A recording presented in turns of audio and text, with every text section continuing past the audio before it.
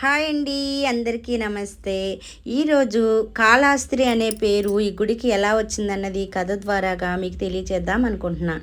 అయితే కాళహస్తిలో ఉన్న శివలింగం పై ఎండ పడకూడదని ఒక సాలిపురుగు వచ్చి రోజు గూడు అల్లేదంటండి. అయితే అదే రోజు తెల్లవారుజామునే వచ్చి ఒక పాము దాని మలిని అక్కడ పెట్టుకొని పూజ చేసుకుని వెళ్ళేదట.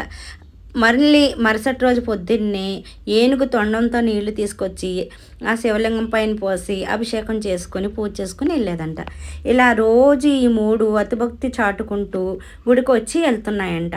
వెళ్తుంటే ఒకరోజు సాలిపురుగు పాము దగ్గరికి వచ్చి, నువ్వు రోజు మనల్ని పట్టి పూజ చేసి వెళ్తున్నావు, ఏనుగు వచ్చి పడేస్తుంది అని చెప్పాయంటండి.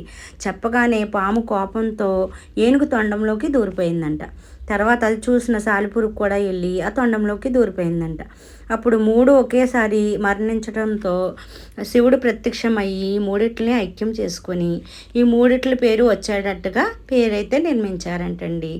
శ్రీ అంటే సాలిపురుగని, హస్తి అంటే ఏనుగని, కాళి అంటే సర్పమని అలా నిర్మించారంట.